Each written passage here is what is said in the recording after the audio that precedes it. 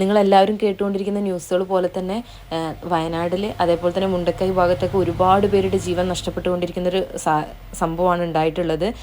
ഈ ഒരു സാഹചര്യത്തിൽ നമ്മളും കുറച്ച് ബുദ്ധിമുട്ടുകളൊക്കെ നേരിടുന്നുണ്ട്.